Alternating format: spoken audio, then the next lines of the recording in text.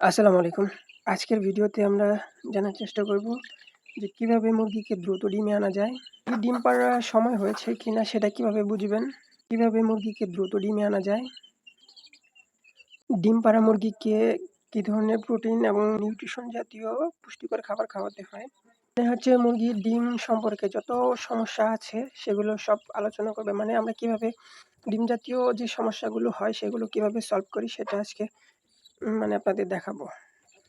প্রথমে বলি যে কিভাবে মুরগিকে দ্রুত ডিমে আনা যায়। মুরগিকে দ্রুত ডিমে আনতে হলে যখন এই যে এরকম প্রাপ্তবয়স্ক হবে, মানে ডিম পাড়ার ঠিক ১ মাস আগে মুরগিকে পুষ্টিকর খাবার, যেমন যদি ফিড খাওয়ান তাহলে ফিড, ভালো মানের ফিড, আর যদি ন্যাচারাল খাবার মানে প্রাকৃতিক খাবার খাওয়ান তাহলে প্রাকৃতিক খাবারের সাথে পুষ্টিকর খাবার, পুষ্টিকর দানাদার খাবার এবং ন্যাচারাল যে খাবার সেগুলো পর্যাপ্ত পরিমাণে খাওয়াতে হবে।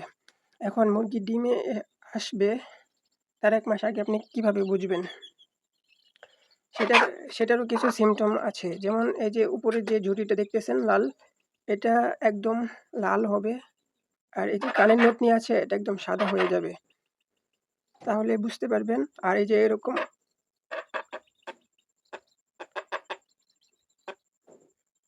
কড়কড় শব্দ করবে। এই যে এরকম মাথার যে ঝুঁটিটা আছে যেটা ডিম পাড়া বয়স হয়ে যাবে তখন এরকম লাল হয়ে যাবে। আর আমি আরেকটা দেখাই যেটা লাল হয়নি, মানে ডিম পাড়া বয়স হয়নি, ওটা দেখাই। আরেকটা হচ্ছে যে এইরকম, এই যে এটা কিরকম এই যে সাদা সাদা, যখন ডিম পারবে তখন এটা একদম লাল টকটকে হয়ে যাবে, তখন বুঝতে পারবেন যে মুরগি ডিম পারবে।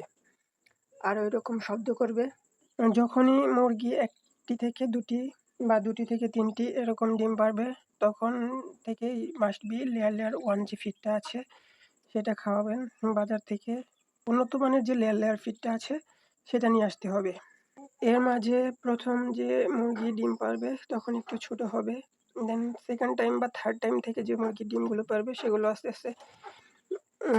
আস্তে মানে রেগুলার সাইজের মতো ডিম পারবে। আর যদি ডিম ছোট হয় সেক্ষেত্রে জিঙ্ক খাওয়াবেন, জিঙ্ক ভেট। আর যদি পুষ্টিকর খাবারের মধ্যে লেয়ার ফিডটা সাথে ডিম পাড়ার বয়স, মানে ডিম পাড়তেছে এরকম মুরগিকে লেয়ার ফিডের সাথে ইসেল খাওয়ালে মুরগির যে ডিমের সমস্যা, মানে যদি ছোট ডিম পাড়ে সেটা ঠিক হয়ে যাবে ইসেল আর জিঙ্ক খাওয়ালে।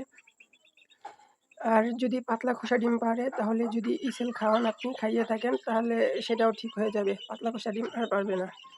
আর মুরগির গুণগত মান অবশ্যই বেটার পাবেন।